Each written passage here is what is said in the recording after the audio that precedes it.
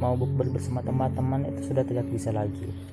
Dan juga masalah tarawih pun susah ya, dikarenakan di beberapa masjid sudah banyak yang tidak melaksanakan sholat tarawih.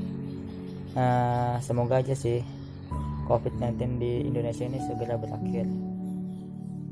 Nah, keluh kesahnya selama kuliah online ini menurut saya semua tergantung pada jaringan masing-masing dan kuota sih.